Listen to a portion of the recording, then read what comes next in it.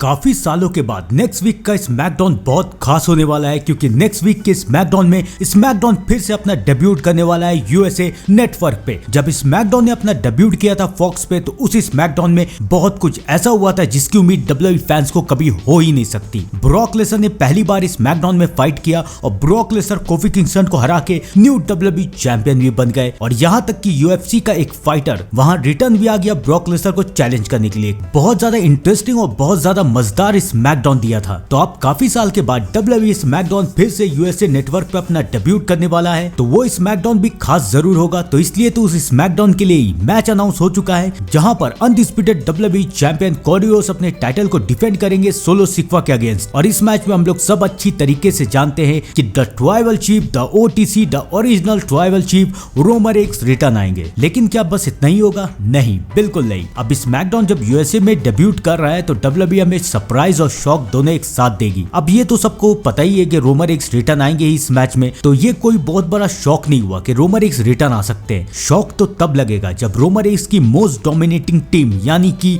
The shield return आएगी SmackDown में और द शील्ड चैलेंज करेगी ब्लड लाइन को। अब मैं ये कैसे कह सकता हूँ कि द शील्ड डब्ल्यूडब्ल्यूई में रिटर्न आ सकती है और द शील्ड के डब्ल्यूडब्ल्यूई में रिटर्न आने के फायदे क्या क्या है, ये सारी बातें मैं आपको इस वीडियो में जरूर बताऊंगा। तो इस वीडियो को आखिर तक जरूर देखिएगा, मिस करने की गलती से भी मत कीजिएगा, क्योंकि अगर आपने इस वीडियो को मिस कर दिया तो आप लोग द शील्ड के रिटर्न को लेके एक बहुत बड़ी अपडेट को मिस कर देंगे। तो आइए दोस्तों, अब इस वीडियो को आखिर तक देखते हैं और जानते हैं कि डब्ल्यूडब्ल्यूई की most dominating team the shield WWE में रीयूनाइट दोबारा कैसे होगी। हम लोग सब अच्छी तरीके से जानते हैं कि द शील्ड के दो मेंबर रोमन रेंस और सेथ रॉलिंस अभी भी डब्ल्यूडब्ल्यूई में, और अब तो रोमन रेंस भी बेबी फेस बन चुके हैं और सेथ रॉलिंस भी बेबी फेस है, यानी कि ये दोनों एक दूसरे के साथ काम कर सकते हैं, एक दूसरे का साथ भी दे सकते हैं। अब इन दोनों को एक साथ काम करने में कोई प्रॉब्लम नहीं होगी। लेकिन प्रॉब्लम है सिर्फ डीन एम्ब्रोस की। डीन एम्ब्रोस अगर डब्ल्यूडब्ल्यूई में रिटर्न रहते तब ये कहा जा सकता था कि द शील्ड कभी भी रीयूनाइट हो सकती है, लेकिन डीन एम्ब्रोस अभी डब्ल्यूडब्ल्यूई में है नहीं और डीन एम्ब्रोस को लेके बहुत सारी रूमर्स सामने आ रही है। कभी ये कहा जा रहा है कि डीन एम्ब्रोस डब्ल्यूडब्ल्यूई में रिटर्न आ रहे हैं, लेकिन कुछ डब्ल्यूडब्ल्यूई फैंस ये कह रहे हैं कि डीन एम्ब्रोस एईडब्ल्यू को छोड़ के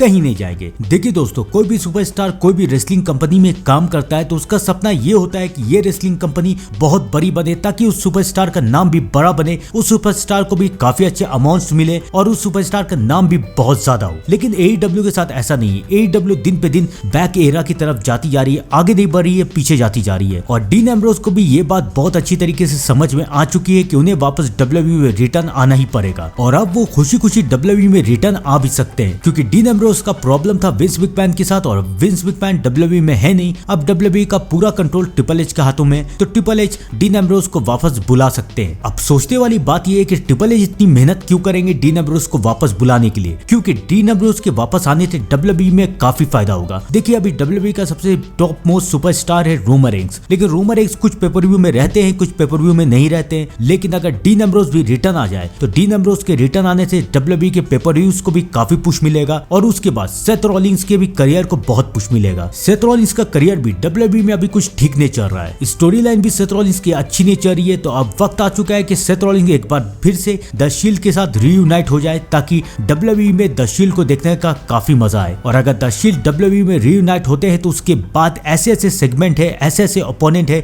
जिसके साथ द शील्ड फाइट कर सकते हैं, जिसका कहना ही नहीं है। जैसे कि व्हाइट सिक्स को ही ले लीजिए। सोचिए, the white family versus the shield का मैच हो चुका है और अब एक बार दोबारा the white six versus the shield का मैच होगा, तो कितना ज्यादा इंटरेस्टिंग बनेगा। और ये सब तो बात की बात है, आप लोग सोचिए the shield versus blood line का मैच कितना ज्यादा इंटरेस्टिंग बनेगा। एक तरफ है रोमन रेंस की फैमिली और दूसरी तरफ है रोमन रेंस की most dominating team the shield. ये मैच डब्ल्यूडब्ल्यूई की टीआरपी ऊपर तक ले जाएगी, डब्ल्यूडब्ल्यूई की पेपर व्यूज का रिकॉर्ड तोड़ देगी। तो इसलिए ट्रिपल एच इतनी मेहनत कर रहे हैं डीन एम्ब्रोस को वापस बुलाने की, और रूमर्स ये भी है कि डीन एम्ब्रोस डब्ल्यूडब्ल्यूई में वापस आ सकते हैं। तो अगर डीन एम्ब्रोस को डब्ल्यूडब्ल्यूई में वापस आना है तो इस हफ्ते का स्मैकडाउन बिल्कुल परफेक्ट है। जब स्मैकडाउन यूएसए नेटवर्क में फिर से लौट रहा है, तो अब स्मैकडाउन में डीन एम्ब्रोस भी लौट जाए तो ये तो देखने वाली बात ही होगी। तो दोस्तों, आप लोग भी कमेंट में जरूर बताइए कि डीन एम्ब्रोस के रिटर्न के लिए आप लोग कितने ज्यादा एक्साइटेड है। मैं मिलता हूं आपसे थोड़ी देर में डब्ल्यूडब्ल्यूई के नेक्स्ट अपडेट के साथ। तब तक के लिए thank you and good bye.